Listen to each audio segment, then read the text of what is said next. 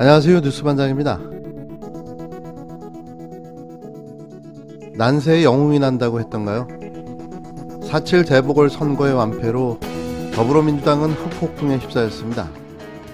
말도 안 되는 2030 초선들의 셀프 디스가 있었는가 하면 이 틈을 노려 가짜 소신파들이 당권을 잡으려 민주당을 흔들고 있는데요. 하는 꼴을 보고 있자니 속이 끓어오릅니다. 이러라고 180석을 몰아준 게 아니죠. 잘 되면 내 탓, 안 되면 남의 탓을 하며 자중질환에 빠졌는데요. 지금은 잘잘못을 따질 게 아니라 무너진 지지자들의 자존감과 패배의 원인을 찾아 보듬고 쇄신해 나가야 되는 게 과제일 텐데요. 이러고 있는 거죠. 누구 하나 올바른 길을 제시하는 리더십이 없는 겁니다. 그래서 더 우울하고 답답하기만 한데요. 상황이 이렇게 되자 그동안 정계복귀는 없을 거라는 유시민 노무현재단 이사장의 심경 변화 발언이 주목받고 있습니다. 유 이사장은 지난달 3월 31일 신념 자체가 달라질 수 있다는 발언을 내놓았는데요. 그의 발언에 다시 정계복귀설이 고개를 들고 있습니다. 이 같은 발언은 그간 야인으로 지냈던 그의 행보에 변화가 생길 수 있다는 의미로 해석됐기 때문인데요.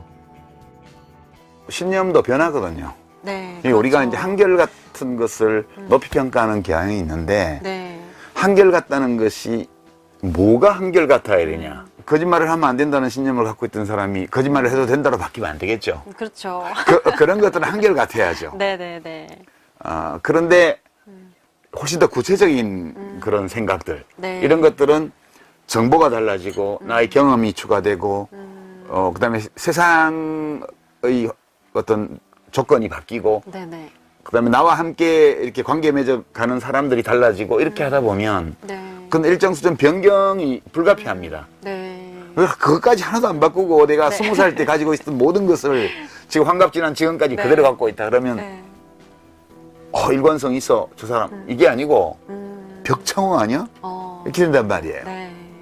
네, 그러니까 신념 자체도 변하지 않는 거 그런 게 있습니다. 네. 몇 개 안 돼요. 근데 그거는 나머지는 다 가변적인 거예요. 그래서 네. 신념 자체도 네. 달라진다. 그 달라지는 것을 우리가 자연스럽게 받아들일 필요가 있다. 네. 너무 신념에 집착하지 마시기 바랍니다. 유 이사장은 교보문고 유튜브 채널에서 실시간으로 진행한 유시민과의 랜선 만남 Q&A 방송에서 한 독자의 신념을 지키면서 방법이 잘못된 적은 없는가에 대한 질문에 대해 신념 자체가 달라질 수 있다. 달라지는 것은 자연스럽게 받아들여질 필요가 있다고 답했습니다. 그는 정보가 달라지고 경험이 추가되고 세상의 조건이 바뀌고 나와 관계 맺는 사람들이 달라지면 신념의 일정 수준 변경이 불가피하다고 설명했는데요. 이어 신념 자체도 변하지 않는 것도 있지만 몇 개 안 된다며 나머지는 가변적이라고 말했습니다. 물론 이건 독자에게 조언한 것으로 자신의 거취에 대한 이야기가 아닌데요. 하지만 그의 이런 발언은 신념이 상황에 따라 변경될 수 있음을 시사한 거죠. 유 이사장은 2018년 노무현재단 이사장직을 맡으면서 임명직 공무원이 되거나 공직 선거에 출마하는 일은 제 인생에 다시 없을 것이라며 정계복귀에 대한 의견을 분명히 했는데요.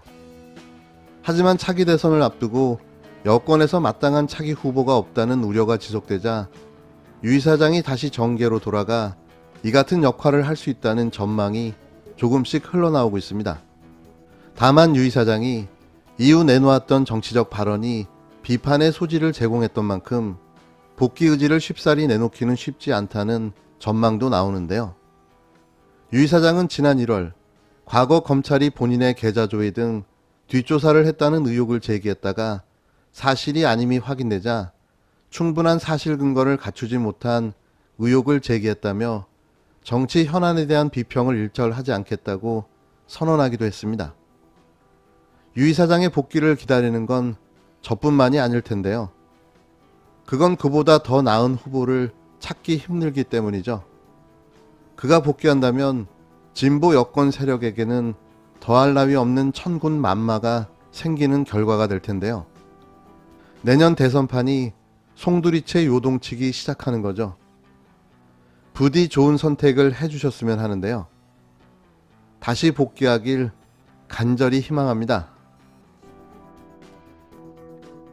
임종석 전 청와대 비서실장은 검찰이 울산시장 선거 개입 혐의로 이진석 청와대 국정상황실장을 기소한 것과 관련해 이른바 울산 사건은 명백히 의도적으로 기획된 사건이며 그 책임 당사자는 윤석열 전 총장이라고 주장했습니다.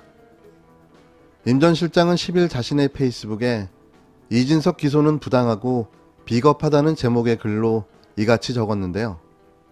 그는 검찰 주장대로 청와대가 조직적으로 개입한 사건이라면 당시 비서관이었던 이진석이 무슨 권한으로 그 일의 책임자일 수 있는가라며 검찰 스스로도 그 그림이 아니다 싶어 무리하게 임종석을 피의자 신분으로 소환했던 것인데, 그럼 임종석을 기소하든지 혐의를 찾지 못했다면 사건을 종결하는 것이 마땅한 순리라고 지적했습니다.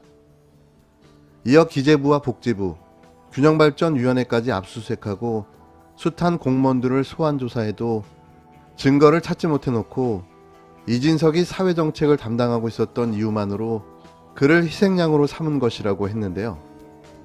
그러면서 이진석은 정치인이 아니다, 서울대 의대교수 신분으로 의료와 복지의 전문성을 갖춘 좋은 사람이다, 그래서 더욱 화가 난다고 토로했습니다. 그러면서 재판을 통해 이진석의 결백함이 밝혀지리라 믿는다. 언제쯤이나 되어야 검찰의 무고에 의한 인권 침해를 국가기관의 폭력이나 권력 남용으로 규정할 수 있을까라고 썼는데요. 청와대 울산시장 선거 개입 사건은 지난 2018년 지방선거에서 문재인 대통령의 30년지기 송철호 울산시장 당선을 위해 청와대가 조직적으로 개입했다는 의혹에서 시작됐습니다. 검찰은 당시 송철호 후보가 청와대를 찾아가 이진석 청와대 사회비서관을 만나 경쟁 상대였던 김기현 시장의 핵심 공약인 사업제해 모병원 설립 발표를 미뤄달라고 부탁해 이 비서관이 발표 시점을 미루는 데 개입한 것으로 보고 지난 9일 그를 불구속 기소했습니다. 정치 공작 수사, 표적 수사로 털어도 나올 게 없자 결국 무혐의 처리로 사건을 종결했는데요. 하지만 그래도 사건의 명분과 근거가 있었다는 흔적을 남기고자 이진석 비서관만 기소한 겁니다. 결국 정치검찰과 국힘당의 정치 공작이었음이 만천하에 드러났는데요. 무혐의 처분받은 조국 전 법무부 장관과 임종석 전 비서실장에 대한 언론 기사는 왜 나오지 않는 거죠? 의혹이라며 도배를 해대던 대한민국 찌라시 기레기들은 대체 어디에 숨어 있는 거죠? 반드시 언론 개혁을 통해 이들이 두 번 다시 이러한 짓을 하지 못하도록 만들어야 할 것입니다.